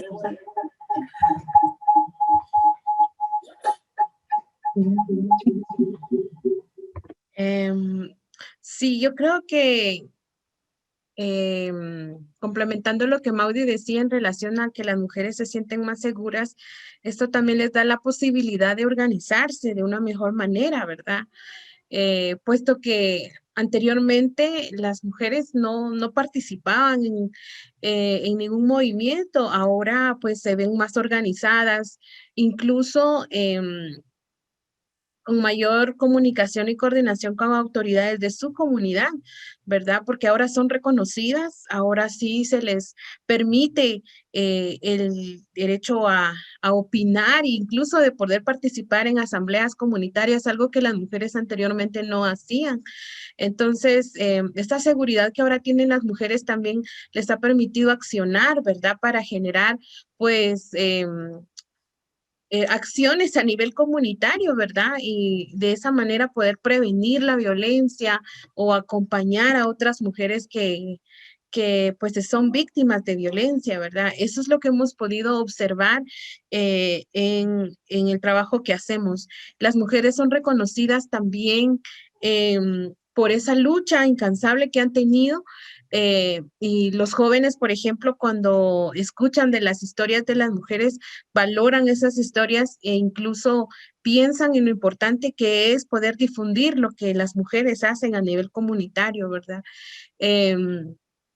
Otra de las cosas que creo yo que hemos podido observar en las mujeres es esa capacidad ahora de hacer un colectivo, ¿verdad? En el caso de Sepur Sarco, no solo se organizaron, sino que ahora tienen un colectivo, ¿verdad? Un colectivo reconocido que les permite, pues, de alguna manera ser la voz, ¿verdad? Y ser reconocidas incluso internacionalmente, ¿verdad? Pero esto lo han logrado con un proceso de muchos años y, y que les permite ahora que la comunidad misma pues las pueda reconocer y ya no ser invisibilizadas, ¿verdad? Esto ha dado oportunidad también para que otras mujeres que posiblemente no son víctimas de violencia o no fueron víctimas del conflicto armado interno, también puedan unirse y reconocer y unirse a este activismo, ¿verdad? Que se tiene. Y yo creo que las mujeres han generado muchos cambios, no solo las mujeres del caso Sepursarco, sino mujeres de todas las regiones con las que trabajamos, ¿verdad? Ellas ahora han encontrado un sentido de vida, que es algo que muchas veces manifestaban en los grupos, ¿verdad? Como apoyo que teníamos, pensamos que habíamos perdido el rumbo, ahora creemos que tenemos un sentido de vida, ¿verdad? Luchar y que las nuevas generaciones pues no vivan lo que nosotras hemos vivido. Eso es lo que las mujeres actualmente dicen. Entonces, creemos que eso pues ha generado realmente cambios positivos en ellas. No entiendo. Pero, Mauri, creo que puede agregar algo más acá antes de cerrar esta pregunta.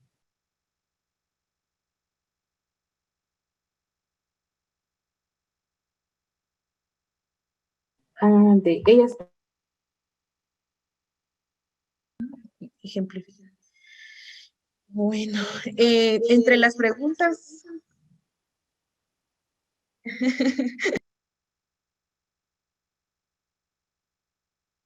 Ay, ahora no te escuchamos, Débora.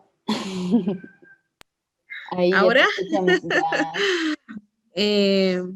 Pues un caso en particular que podríamos comentar y bueno, yo he acompañado en casos en Chimaltenango también y sí recuerdo muy bien el caso de doña Mariana, por ejemplo, una mujer que fue víctima de violencia sexual, pero que al momento de iniciar su participación con el grupo, fue también compartiendo sus saberes con el grupo. Ella también es terapeuta tradicional y entonces ese trabajo lo tenía oculto por temor, ¿verdad?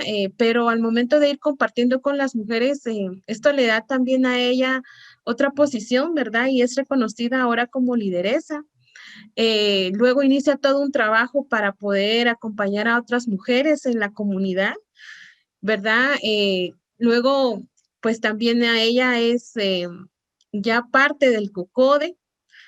Eh, Años más tarde, pues se postula como candidata para ser alcaldesa de su comunidad, ¿verdad? Entonces, en ella hemos podido ver el proceso que ha sido largo, pero que creemos que fue un proceso de empoderamiento realmente y que estaba en ella. Y algo que ella siempre dice, ¿verdad? Es que si yo no hubiera podido hablar de lo que me pasó, tendría esta carga pesada encima. Desde el momento en que lo hablé, lo compartí, conocí a otras mujeres que vivieron lo mismo que yo. Desde el momento en que pudimos juntas, sanar, es que ahora yo puedo hacer todas estas cosas, ¿verdad? Y entonces, este es un ejemplo de muchos que nosotros hemos conocido en el trabajo que realizamos, ¿verdad? Entonces, esto también genera, creo yo, una enorme satisfacción del trabajo psicosocial que hacemos, pero también es todo un reto pensar en que es solo un caso de muchos y tantos miles de casos que hay en Guatemala de mujeres que siguen viviendo en condiciones de extrema pobreza, en condiciones muy difíciles y que siguen siendo violentadas en sus derechos. Débora, súper poderoso lo que estás diciendo de cómo, pues sanando podemos acompañar el sanar y cómo recuperarse de esas heridas tan profundas que tenemos en colectivo. Y solo es a partir de eso, ¿no? Como sanando y lo colectivo como también se puede ir restaurando. Lo único que les pediría es como si tienen alguna palabra o alguna breve reflexión sobre la experiencia de las compañeras de Mujeres Unidas por la Libertad, si ustedes se conectaron con algo, algo que les quisieran decir, algo muy breve. Eh, sí, definitivamente creo que era un poco también la intención de este espacio, ¿no? De que independientemente los esfuerzos o los sentidos de justicia que cada colectivo, perdón, emprenda, creo yo que el hecho de las escucho, ¿verdad? Y me llamó mucho la atención esto bueno, que ya lo dije anteriormente, pero cómo es que en estos contextos finalmente de nuestros países se visualiza, ¿no? Y esta parte de la militarización del castigo, utilizar el cuerpo de las mujeres como castigo, ¿no? Y de sacar información, ¿no? Que es un poco también la cuestión de este concepto de la tortura. Entonces, eso me conectó mucho con eso, ¿verdad? De que son mujeres que también han pasado por eso, ¿no? Y que al final la intencionalidad es el mismo, ¿no? Destruir el cuerpo de las mujeres y la dignidad, porque va más allá de eso. Entonces, eso me conectó bastante con el trabajo que realiza Betty y su colectivo. Y bueno, yo creo que desde nuestra experiencia ha sido como muy funcional, vuelvo a repetir, y eso es lo que les quisiera decir, ¿verdad? De que creo que de manera colectiva podemos ir abriendo diferentes procesos, no solamente para nosotras mismas como mujeres que hemos sufrido una o varias o diferentes formas de opresión hacia nuestros cuerpos, hasta hacia nuestras formas de vida, ¿no? Porque también ser mujer indígena también tiene otras implicaciones, ¿no? Entonces también de manera colectiva creo yo que ha sido como el camino. Entonces yo le apuesto a esos procesos colectivos entre mujeres que a veces pareciera ser que son muy difíciles y hay una razón de ser, ¿no? De hacerle como el juego al mismo sistema patriarcal que nos indica que tenemos que ir solas, tenemos que hacer nuestros procesos solas, pero creo que hacerle el juego a este sistema es vernos de manera colectiva, ¿no? Y de poder acuerparnos. Entonces, eso sería como un poco mi conexión y mis palabras hacia Betty y pues hacia todas, ¿verdad? Creo yo que pues no tenemos la oportunidad de conocer todos los esfuerzos que hacemos las que estamos acá presentes, pero creo yo que todas tenemos la intención de poder tener el derecho a una vida libre de violencias, ¿no? A otras formas de vivirnos sin miedo, ¿verdad? Entonces creo yo que esa es la apuesta política entre las mujeres. y bueno, también hombres que se van sumando a estos espacios, ¿no? Que son muy importantes. Yo también siempre lo he dicho, ¿verdad? Para mí, pues, mi compañero es mi par político también, ¿verdad? Porque, pues, en esto que uno está metida, pues, también los hijos, ¿no? Y entonces también las responsabilidades compartidas y, pues, bueno, también por estos hombres que están construyendo otras formas de su masculinidad, creo yo que también están muy bienvenidos en estos espacios. Gracias, Maudie. Ya nada más para compartir un comentario. Compañeras, muchas gracias por este compartir. La verdad que nos sigue doliendo y generando impotencia todo esto que pasa con la vida y cuerpo de las mujeres. Pero todas esas fuerzas y luchas desde cada cuerpo, desde cada historia, nos fortalece en este entramado de luchas que emprendemos. Coincidimos mucho en estas estrategias de resiliencia y eso nos anima. Betty, tenemos 3 minutitos antes de cerrar. Después de Betty le daría la palabra a María Estelí del FCAM para que dé cierre a este diálogo que esperamos que no sea el último y que podamos seguir construyendo y conversando juntas. Así que 3 minutitos, Betty, y la pregunta y qué le dejarías a las compañeras del ECAM. Bueno, sobre todo la pregunta, pues, ¿me la podías repetir? Es que yo como que oigo la basura y... Claro, sí, no, es que además se escucha todo. Mira. Sí, mira, sí, ya lo recordé, Ana, mira, nosotros desde Mujeres Unidas por la Libertad, pues bueno, la satisfacción que nosotros hemos tenido es que estas mujeres que están en prisión, mis compañeras y que de alguna manera también fueron mi familia, han ido en nosotros. Y ellas mismas nos han, por ejemplo, dado la oportunidad, ¿no? De decir, tenemos un abogado y va a revisar tu expediente, y igual y a lo mejor por ahí hay algo que les faltó y pueden salir libres o pueden tener algún beneficio, ¿no? No les creamos muchas expectativas porque realmente son delitos de alto impacto, entonces creo que la satisfacción es de que nosotros nos hemos vinculado mucho con ellas cuando salen también de prisión y han creído en nosotras, se han fortalecido y muchas de estas mujeres que han tenido varias caídas dentro de prisión, ¿no? Por la misma pobreza o la misma falta de oportunidades, ¿no? Y ellas han tenido ya su propio empleo, se han autoempleado y les ha gustado estos cursos que nosotros les hemos dado a lo que nosotros podemos, porque realmente yo no sé nada de computación, pero sin en cambio lo saben y les ha gustado.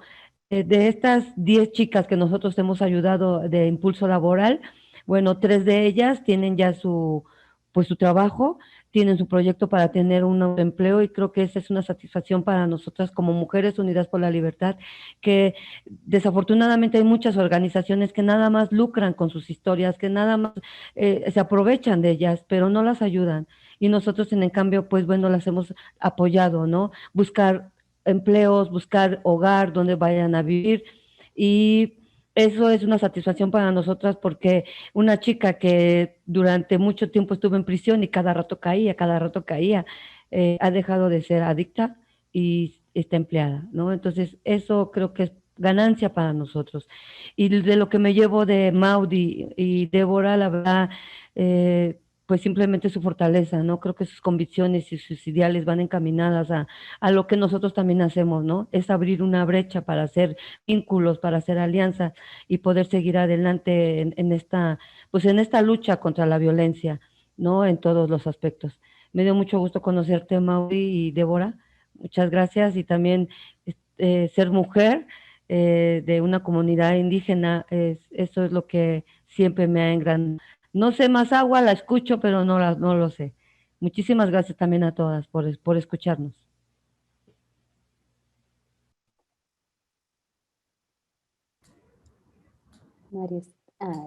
Bueno, yo no voy a quitarles mucho tiempo porque lógicamente ya estamos en el tiempo de cierre y las muchachas han sido súper productivas y muy fructíferas en cuanto a la plática y compartiendo sus experiencias. A mí me parece importante como retomar varias cosas. Una de ellas es relacionada con que hay que conquistar de nuevo el concepto de justicia, un concepto de justicia construido desde las mujeres. Y esa es nuestra apuesta precisamente. Y creo de que esto es importante para que las mujeres nos podamos compartir en sociedades igualitarias en la toma de decisiones y en el desarrollo precisamente de nuestras comunidades. Para ello, y retomando muchas de las reflexiones de las compañeras, es indispensable que los estados, pero también la sociedad en general, perciban que el derecho a la justicia pasa por reconocer que hay una violencia y discriminación hacia las mujeres. Y que esto no son fenómenos aislados, esto es parte de una violencia estructural en nuestras sociedades, que impregna todo el tejido social, pero que esto sucede en tiempos de paz, en tiempos de guerra, en tiempos de militarización y en situaciones irregulares como las que plantearon las compañeras. Sin embargo, creemos que si los sistemas de justicia son efectivos, pueden convertirse en mecanismos vitales para el respeto a los derechos de las mujeres. Y precisamente por eso es que los movimientos de mujeres, las organizaciones de mujeres, nos hemos centrado en los sistemas de justicia, pero proponiendo cambios en las legislaciones cuando son deficientes o la infraestructura de los sistemas de justicia son débiles. Y que esto implica mucho más que ayudar a las mujeres a que accedan a esos sistemas de justicia. Significa construir junto con la sociedad, construir junto con las comunidades nuevos sistemas. Y también hay cosas importantes y es reconocer que los sistemas de justicia tal y como están ahora tienen un sesgo que precisamente no es favorable para los derechos de las mujeres y que refuerzan esas desigualdades en las relaciones de poder, y son desigualdades basadas en género, en sexo, en condición social, en pertenencia a un grupo. Sin embargo, me parecía súper bueno algo que compartía Cristian, que nos queda juntarnos entre nosotras, sanar juntas y ver en que hay otros mundos posibles y desconstruir nuestras vidas, estos sistemas, desconstruir de nuestras vidas este sistema heteropatriarcal, machista y capitalista. Precisamente para eso son estos espacios, para compartir experiencia, para aprender de otras experiencias, tejer alianzas que son tan importantes en este tema, entendiendo que cada una tiene sus propios contextos y sus propias necesidades, y precisamente de eso se trata. Entonces, creo que las compañeras han compartido valiosas claves para que se dé el tránsito de las mujeres de una condición de víctima también a sujetas sociales en la búsqueda de justicia, y que finalmente se dé una reparación, una sanación adecuada, pero también la búsqueda de la verdad, que también es parte de nuestro anhelo. Creo, como Fondo Centroamericano de Mujeres, y seguramente como lo comparten nuestras colegas del Fondo Semilla, consideramos que las mujeres nos une ese maravilloso deseo por la construcción de la paz y la justicia. Por ello creemos y aportamos por esta hermosa labor que realizan las organizaciones como como las organizaciones que hoy estuvieron aquí, el ECAP y Mujeres Unidas por la Justicia, porque creemos que es importante el acompañamiento integral hacia las mujeres, que rompan el silencio y los sistemas opresivos que al fin y al cabo oprimen los cuerpos de las mujeres, para que las mujeres seamos actoras y líderes en la construcción de la vida, la paz y el Estado de Derecho, que es lo que nos merecemos realmente. Entonces, mil gracias por su atención, mil gracias por estar en este espacio. Seguramente vamos a seguir encontrándonos y reflexionando sobre otros temas ligados también a otras formas de justicia. Gracias. Gracias, compañeras. Nuestra siguiente sesión de la bola de cristal es acerca de la justicia económica, pues que también está vinculada como todo el sistema y toda la estructura del que hablamos el día de hoy. Entonces, les vamos a pasar la información y pues muchas gracias por estar acá, muchas gracias por sus comentarios y gracias a todas.